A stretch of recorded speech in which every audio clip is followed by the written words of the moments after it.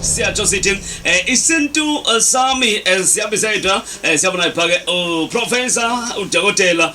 umkhulu ubaba Khehlelezi eqhama khona ke phake kuye ke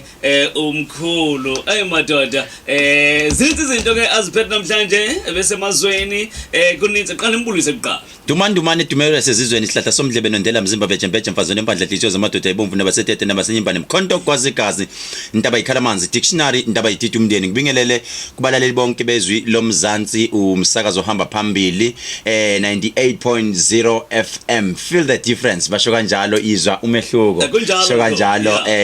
bangakhohlwa phela lo bahamba lapha feel the difference in Monfreya idolophu bangayikhohlwa ke leyo sike mfondini idolophu yabona ke mabe ngasho kanjalo lobilobi ngoba phela iMonfreya uzakhumbula ukuthi iyona ndawo engazalelwa kuyona noma ke engidabuka khona impande zami zikhona noma inkaba yami ilapho ekhona khona sibingelele bonke mfowethu abantu basimamele phezulu eParliament size siyofika kumakhanseleni ma ministers amaphoyisa ababonke abacleaner emgaqweni ama securities bonke odokotela namanesi bonke mfowethu ejele abasilalele njengamanje sithi mfowethu sikhona siphakathi sekunjalo dokotela khumbula ke mprobleka inkube negama la Chocolate City Isintu Sami ungangena phake ezinkundleni zokuxhumana umkhulu uhlale live xa ethetha into ungangena ku YouTube channel Dr Khehlelezi uzokwazi ukubona nezinye izinto ezikhona asuke ethetha ngazo umkhulu upload mkhulu ubungekho kakhulukazi kwiveke pheleyo bakhala abantu bengena abantu kasixoxele nje kafutshane nje bese sixela neservice yaphezulu ihambe kanjani mfowethu bengingekho last week baye bathi induku enhle igawulo ezizweni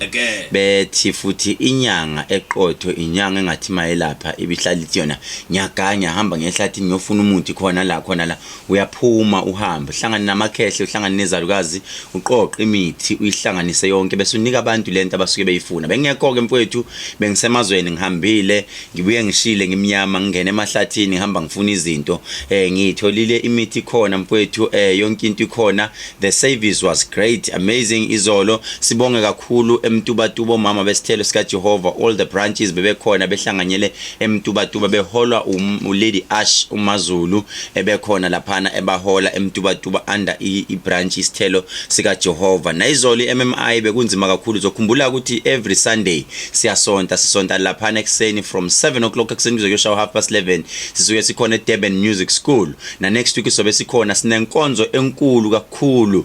lobilobi inkonzo yamanzi esizobe sinayo ngomhla ka21 but next week sinenkonzo esithi thina siyendlalela quoting from the Bible lithi iBhayibheli uJesu mayibonakala ngene ezweni laseJerusalem wendlalelwa amasundu phansi lithi iBhayibheli babuza bathi ubani lo ongenayo lathi izwi miyekeni eze angene ngoba asazi ukuthi emanzini siyoficana kodwa kunamandla amasha esithi thina siyowalanda khona kunabantu abaningi lobilobi nami ngiyazi ukuthi awungibuza ngalento but kunabantu abaningi abalahlekele kade bethunywe kwenye indawo ba lose direction baya kwenye uzokhumbula lithi iBhayibheli uJona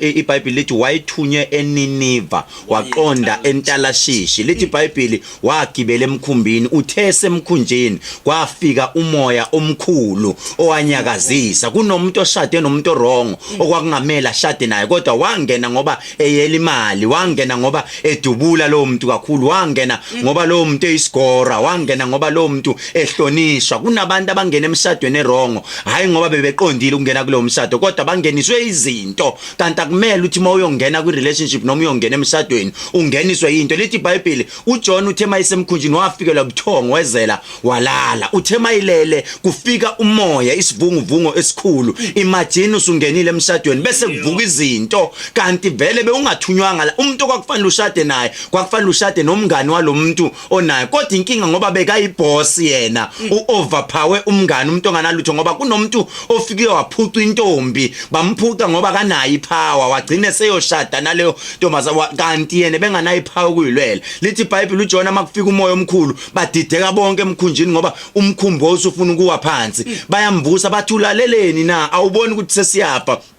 lithi iBhayibheli uJona mayivuka uthi ena ngiyazi ukuthi yini edala inkinga yonke lana I'm accepting izono zami ngiyavuma mina kodwa inkinga enkulu kakhulu la yimi oyinkinga la ngiqonde la kade ngingafanele ngabe ngiyakhona ngathatha idirection wrong khiphani mina kulomkhumbi lithi iBhayibheli bamthatha bamphosa kwafika uShaka ufish omkhulu wamgwenya lithi iBhayibheli wathandaza amalanga amathathu ephakathi kafish wamthatha wamlahla la kwakumele ayekhona into engizoyisho ngizothi kunabantu abalahlekelwe direction esiyothi thina sambeni siyolwandle masifika olwandle vela abaningi bafika babhukude bangayenza ama rituals akhona kunezinto okufanele uzenze olwandle mawufika ukuze ulwandle lokuaccept abaningi bayabhukuda abakwazi ukuthi yini okufanele bayenze kodwa this time iMMI sithi siyakhona Sunday siyobe sinenkonzo enkulu lapho sithi thina sizo register kogogo nabomkhuluthi naba abantu abathi baye emanzini siyobe sigqoke ezimhlophe sithi thina gqoka umNazaretha wakho gqoka ingubo yakho emhlophe usijoyine Sunday sobe sesontweni sibilungiselele enkonzweni Ndivaka kuhlakho lomkhulu namhlanje zininzi izinto xa sithi isintu sami esike singasike sithethe ngazo namhlanje indlela esothi sibheke kakhulukazi mkhulu ndiyafisa ukwazi into bana ke ingabe le michato esibona ibhidlikayo emingaka ingabe mhlambi lama divorce aqhamukayo amangaka ingabe dalwa intoni ingabe mhlambi mkhulu ezivunguvungu eziqhamukayo ufumanise ba umuntu uthi emsebenzini akasabuyi sebuyele emoshwale zikhona namhlanje mkhulu izinto zokubamba lemichato ake ndiyafisa nomphulaphule ngasekhaya abe inxalenye le ngxoxo sitha ngayo ngasekugqibeleni pha sifa mhlambi yena uthini zikhona ezinye izinto azothi yena mkhulu kwenziwa njani xa sekunje hey lobilo wakhuluma indaba kahle kahle vele uma uthi uyayizwa inkulumo yami ngivele ngayintshontsha le ndaba wavele wangena kuyona futhi nawo nguwe mkhulu vele wayifa uba icontent zonke prophetile before singene kuyona lobilobi asikhumbule futhi lento ngithi kuwena mangena kunomuntu oshade endaweni errong okwakungamela yoshada kuyona wangeniswa izinto ayibonile lithi isithi isiZulu noma lithi iBhayibheli kunendlela ebukeka inhle kanti isiphetho sayo sikufa these days kunabantu abaphila ku social media abahlala beposta izinto ongazone zabo befuna ukuconvince amantombazana ukuthi eze kubona kunamantombazana azabolekana inwele mina bengazi ukuthi inwele ziyabolekana yemoto ngoba kunomfana mfunayo amantombazana amanye u80% isikhathi uhlale efaka imakeup akaswakwazi ukuphila ngobuso bakhe ngoba kunomuntu amfunayo uzuyasho noma umpaka esifuthweni athi mina ngifuna indoda enemali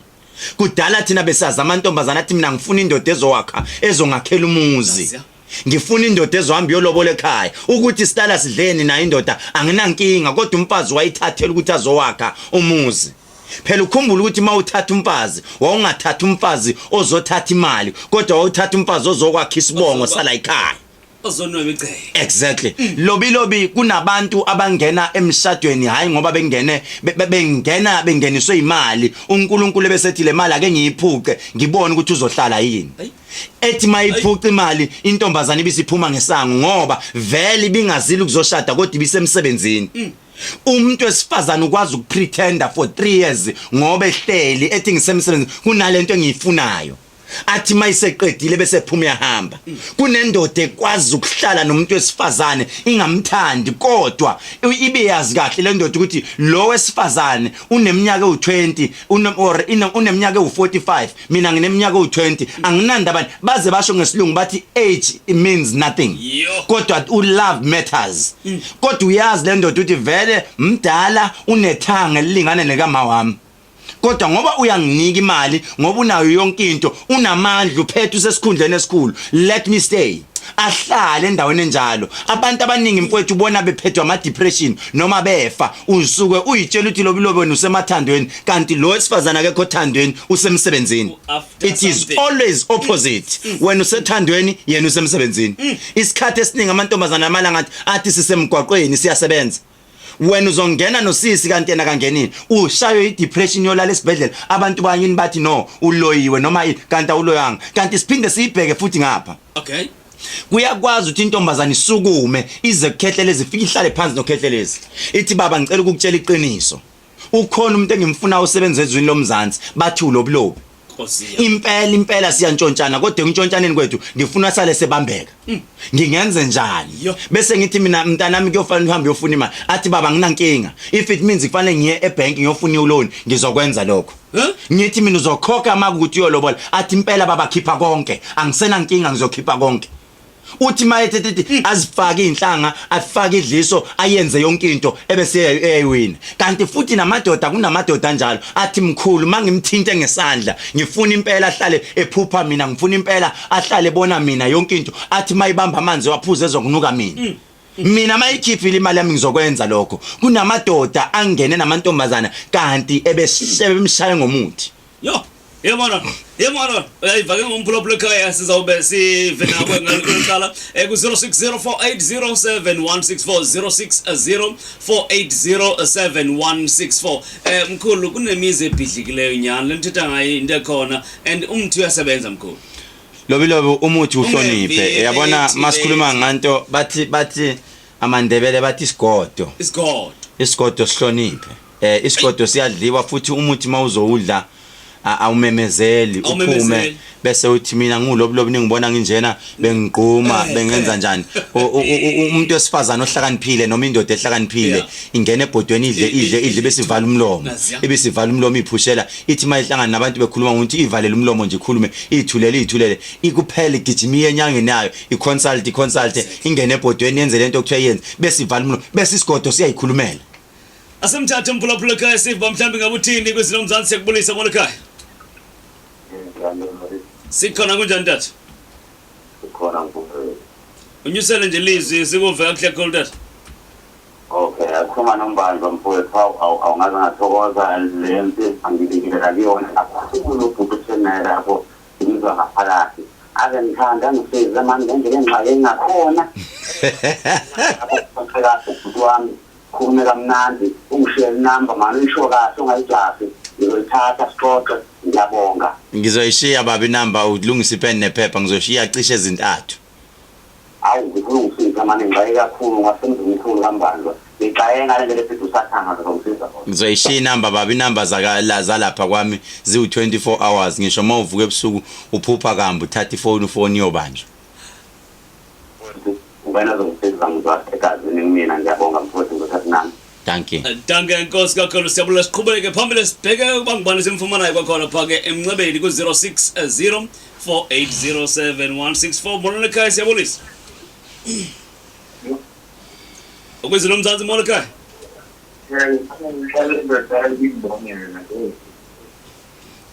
Cishe mase siyovala ishow yethu baba nje. Phanga sekugqibeleni. Okwangoku sisekulomxholo lo esithetha ngawo mhlekazi phindisile phanga sekugqibeleni okwangoku sisafuna ukuva isakha amakhaya mfowethu asiwakha amakhaya kodwa vele lobilobi iqiniso lithi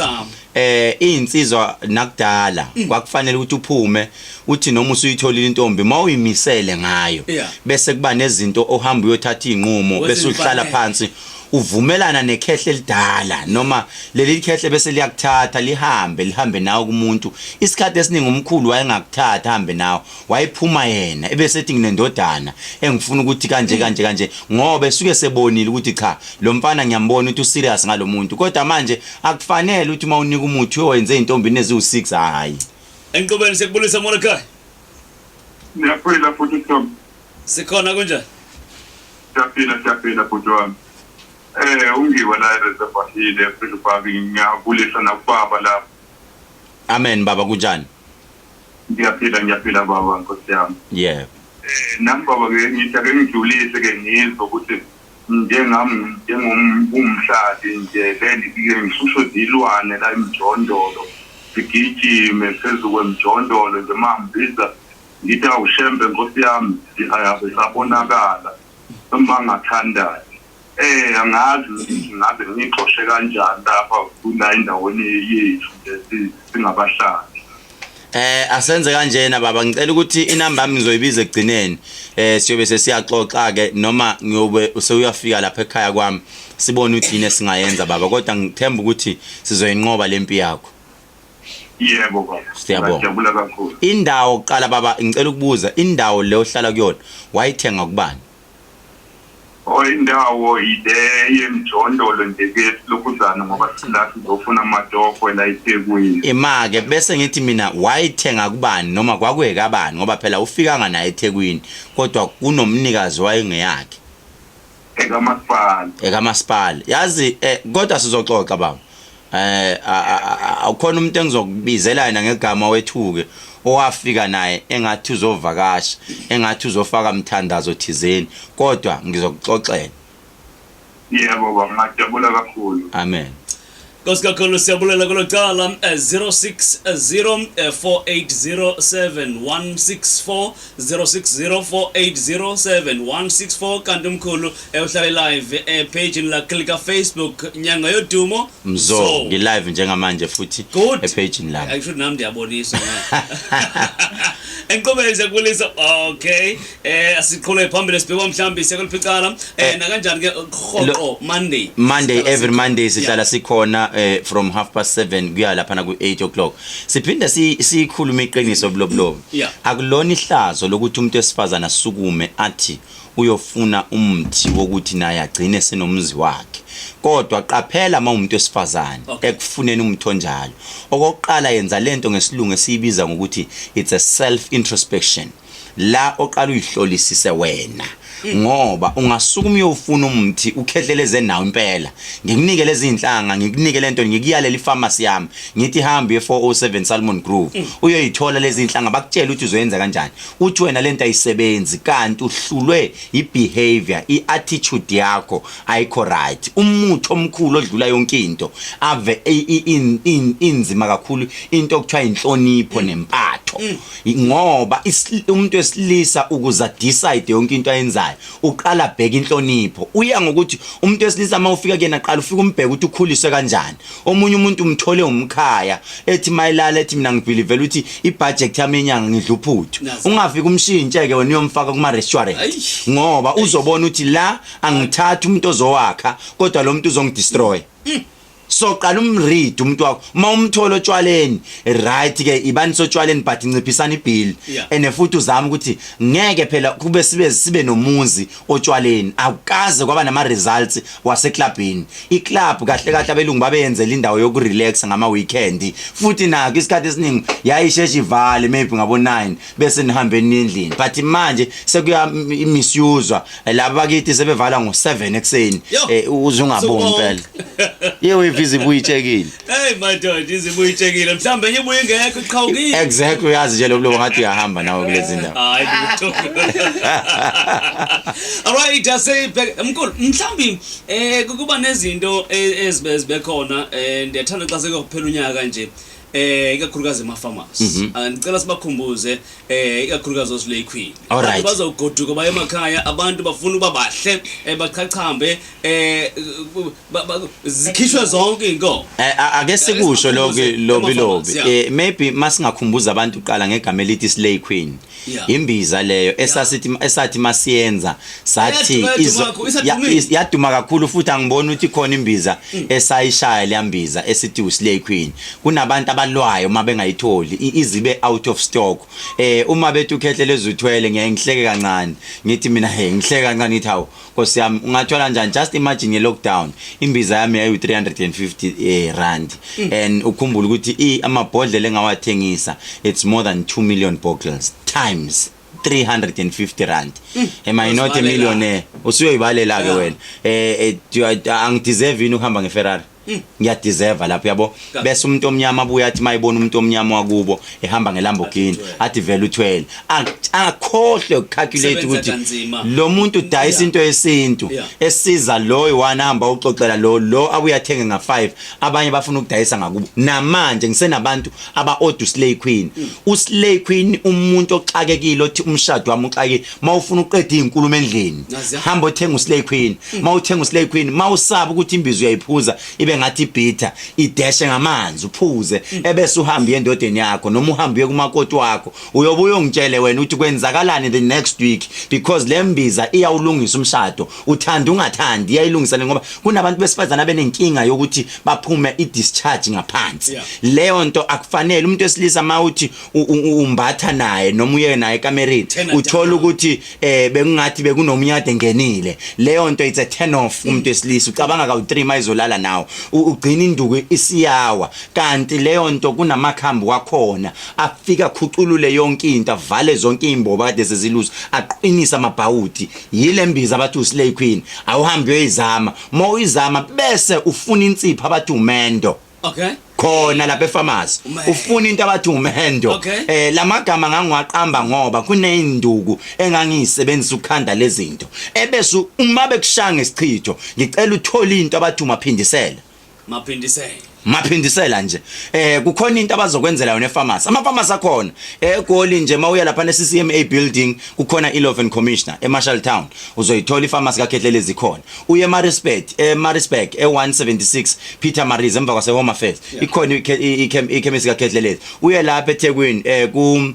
Anton Lembet 407 Salmon Grove ase Anton Lembet epassage ungene ngepassage ikhona iPharmacy kaKhehlelezi uye eBizana opposite nje uKFC lapha uzoyibona ibhodi elikhulu ikhemisi kaKhehlelezi uye eCape Town angizobe ngikhona futhi ngolesine ebusuku ngizobe ngisebenza khona abantu ngebe ngihlola khona phakathi eCape Town bayadideka kabantu eCape Town iPharmacy yami ise number 30 Waterkant 30 abanye bathi it's Waterkant abanye bathi Waterkant but I think it's Afrikaans Waterkant I think isho kanjalo Waterkant into enjalo but ilapha iPharmacy yami la ikhona nase Witbank ikhona lapha se downtown Witbank ikhona uyofuna lezo induku kanti kunabo baba othola ukuthi ulala ngo6 azawo papa ngo6 simbiza ngokuthi lo baba u6:30 ngo6:30 nje nya ulele uma kodwa usezochetha nabanye abantu besilisa wena ulele la eceleni kwa aza kushuthe athi kushutha ulele kunenduku esidayisa lapha esithi ukoze kuse ibona bayoshoke kodwa ke asazi alright mkhulu ngicabamba nje okay semkile kulacala lo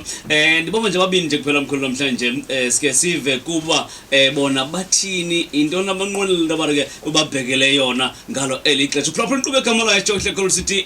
Isintu Sami kwizwi Lomzansi olifumana Khehlelezi 98.0 sikhona ke apha eDurban station hlengayi indumandumane eyadumeza izweni isihlahla somdlebe londela mzimba inhliziyo zabantu zinjani mkhulu zibomvu okay ngeke zingabi bomvu zibomvu kungoku yeah ekuzilo Lomzansi sekubulisa mona ekhaya Yosuma njani siphilile kunjani thina hello yebo mkhulu njani siyaphila baba kunjani siyaphila umusa khulumayo umusa wasisi Musa kuphi umusa wasisi yebo baba usibisi yebo mkhulu hayi yabo mkhulu ngithanda ukukhuluma nawe mkhulu lokhu ngaqala nje ukuthandana from 2018 ngingafunda ukukhuluma nawe ngene namhlanje ngiyangena mkhulu engifunda ngicela mkhulu ngithathe Nkosi yami ngiyacela mkhulu ake siyenze kanje baba uyayazi iBhayibhelini inkulumo umama babethi uHana yebo baba uHana wayengawathola abantwana waze waba neminyaka e86 engabathola abantwana kodwa wanyukela entabeni yase I think intaba yaseKhana if I'm not mistaken wanyukela entabeni uthe manyukela entabeni impendulo zakhe zadilika lalela ke namhlanje ngizokhuluma nawe ngithini ngizothi kuwena ziwu2 izinto engizofuna ukuthi uyoyilungisa uyangizwa baba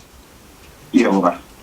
1993 angazi ngomhla ka5 May uhambe uyobuza ekhaya kini 1993 ngomhla ka5 May kukhona umuntu owayizalwa noma kunomuntu one birthday yakhe ngomhla ka5 May engizwa kuthiwa kumina happy birthday wazalwa ngo93 uthi umoya engcwele kimi kukhona into baba okwakufanele yehle kuwe ikwehlele ngo97 eyingozi embi kakhulu okwakufanele uthi ngabe yashiya iska emzimbeni wakho wathi umoya engcwele kumina manje kukhona into lokuyivuma noma kunento lokuhlehla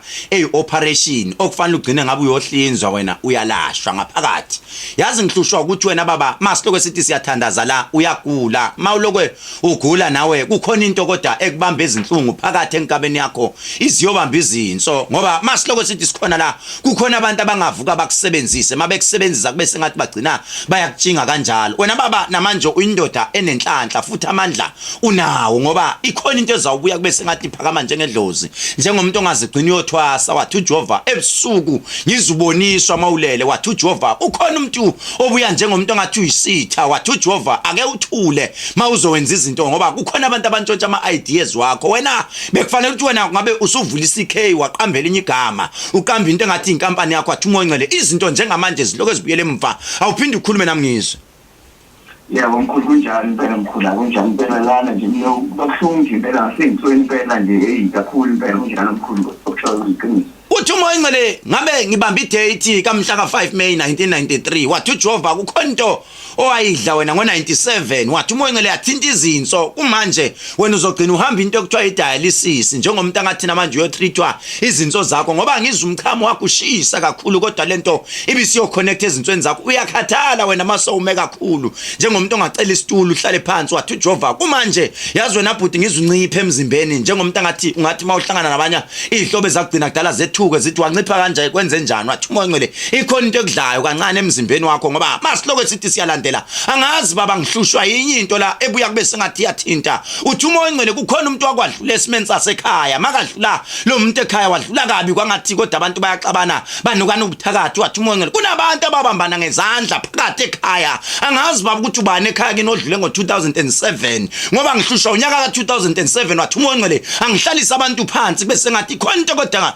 engibalamula kuyona ngithi mina ke ngixolelane ngoba abantu basekhaya kini kunenhlambuluko kumele ngabe bayenza bahlale phansi bese ngathi baxolelana angazi noma uyangizwa yini. Yebo mkhulu kunjani mkhulu uzasho angazi baba 2007 ubani wadlula ezweni lasemhlabeni la owadala ukuthi abantu bagcine bangazwani baxabana. Noma sakhumbula mkhulu kodwa khona wanje 2007 impela mangikhumbula kahle. Hayi baba wake sithi uzothatha isikhathi ufike kumina esigodlweni ngizakusiza mahalo uyezwa. Yebo ngiyabonga baba. Thank you.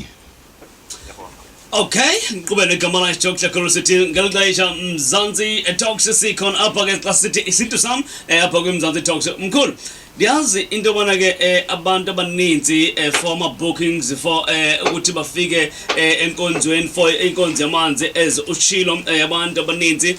ukuthi bazi ukuthi bangakufumana kweziphi indawo ushilo buzo buse Cape Town naseGoli uzobukhona mkhulu kawathatha usibeke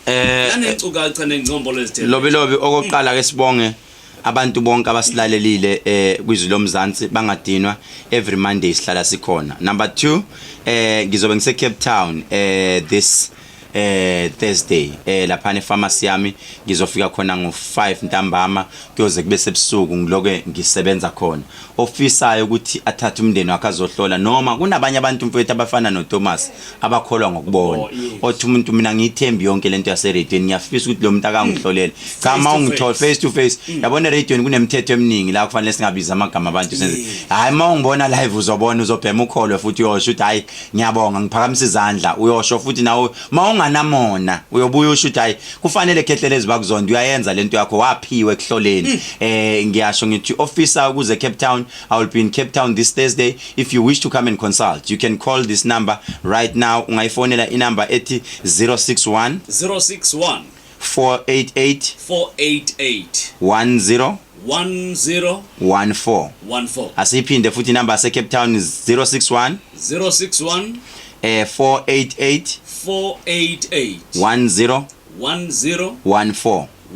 Kanti ke you can also call mayingangeni you can call our call center bazowenzela ibooking bakunika ama directions. Number yethu yase call center it is 071 130 7808 noma ungafonela lena ethi 063 051 76 41. Khona umuntu othi maybe ngiseGoli mina ngiyafisa ukuthi ngenze ibooking yaseGoli. EGoli you can call this number ethi 066 00 266 266 33. Siyabonga kakhulu kubo bonke abantu abasibukayo njengamanje kwi Facebook page wethu. We wish ukuthi basijoyine siyolwandle inkonzo enkulu this Sunday baqale bafike sizoyenza inkonzo yokwendlalela. And also if you are watching us now ku Facebook I blessing yethu uyithola ngokuthi you share this live, ushare labanye abantu abangakwazanga ukubona, because kunabantu abathi mabebona into ezinje baphile mfowethu, baphiliswe nje ukubona into enje. So if you are not selfish, you can share this one more than 20 times. Share labangani bakho, share everywhere, but if ever you selfish ngeke size si guqula inhliziyo yakho, ngeke umthike umuntu uyena ozazi yena, omunye ubuka ngoba efuna ukusindisa omunye ubuka ngoba ufuna ukuyisindisa yena. And we also thank ama red heart esiwabona a represent uthando. Siyabonga kakhulu ama comment akhombisa inhlonipho esiwabonayo la. Thank you so much. uNkulunkulu anibusise, niqhubeke na ku YouTube wethu, ni subscribe nisilandela ku YouTube wethu, it's Dr. Khehlelezi. Kanti sikhona futhi na ku WhatsApp, personal WhatsApp wami uthi 071. That's my personal WhatsApp. Okay. 130 78 08 071 130 78 08. Siyabonga kakhulu. Nkosi kakhulu, siyabonga konke umuntu ke othe wayinxalenye inkqubo namhlanje egama la Isintu Sami naye phake umkhulu Dr. Khehlelezi. Sidibona khona futhi kwixesha elizayo ke ngomvulo 7:30 ukuya phake kwinsimbi esingaphi kwinsimbi yesibhozo. Enkosi kakhulu mkhulu, ungalibali into bana ilusikisiki idolophu iman friend this is buzz. Siyabonga.